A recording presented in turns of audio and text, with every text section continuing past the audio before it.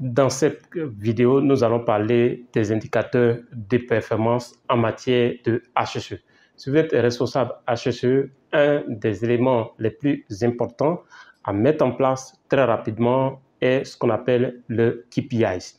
Les KPIs, c'est en français les indicateurs clés de performance. Donc, KPI, c'est Key Performance Indicator. Donc, les indicateurs de performance, les indicateurs clés de performance. Alors, je vais prendre un exemple très simple. Supposons que vous êtes HSE, responsable HSE, et que vous voulez véritablement mesurer vos performances dans le cadre de la lutte ou du contrôle, par exemple, de paludisme sur vos sites. Ça peut être le paludisme, ça peut être, disons, les accidents, les incidents, etc., etc. Donc, prenons le cas de paludisme. Vous allez mettre en place, définir un objectif qui va être votre cible, votre target. Donc, généralement, vous pouvez définir un target pour l'année, votre target pour le mois, votre target peut-être pour le premier trimestre, le deuxième trimestre, etc. Alors, donc, cet indicateur-là, prenons le cas du paludisme, pourrait être éventuellement, votre objectif, c'est qu'il n'y ait aucun cas de paludisme. En ce moment, votre indicateur va être le nombre de personnes qui vont contracter le paludisme sur votre site. Donc, lorsque vous avez identifié, vous avez sélectionné votre indicateur de performance, vous allez mettre en place des process pour atteindre cet objectif. Donc, par exemple, le cas du paludisme, ça peut être, par exemple, équiper toutes les chambres de moustiquaires imprégnés, équiper toutes les chambres ou tout le personnel de répulsifs, de sorte qu'ils puissent mettre sur eux et que les moustiques ne puissent pas les approcher.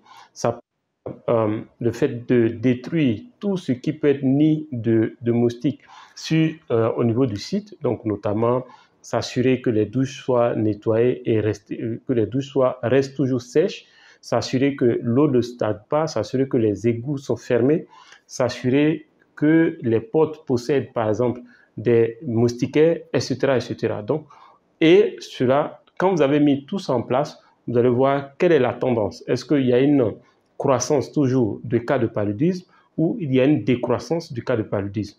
En fonction de ce que cela vous donne, vous pouvez voir si votre système est performant, vous avez une performance, ou si vous avez une régression dans le cadre du contrôle des problèmes de paludisme. Ça peut être par exemple les accidents. Donc, prenons le cas des accidents. Votre objectif est qu'il y ait 0 accident, 0 incident. En ce moment, le 0 accident est votre target. Alors, quels sont les éléments clés qui vont permettre de vous assurer que vous allez vers cette performance?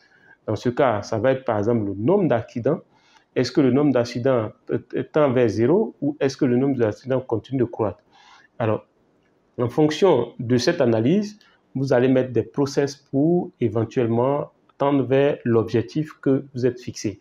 Ça peut être le cas, le fait de faire une inspection de tous les véhicules avant utilisation, de faire le test des chauffeurs, de test d'alcool, le test de drogue des chauffeurs, de renforcer la capacité intellectuelle, enfin, la compétence en termes de conduite, donc la maîtrise du code de la route et autres. Donc, vous allez agir sur un certain nombre d'éléments dans le but de vérifier si vous atteignez ou vous allez progressivement vers l'objectif fixé.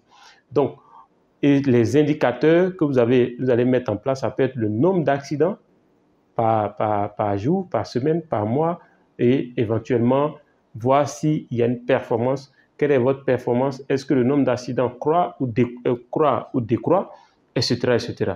Donc, les KPIs sont extrêmement importants lorsque vous êtes un responsable HSE et même dans toutes sortes de projets que vous êtes en charge de piloter.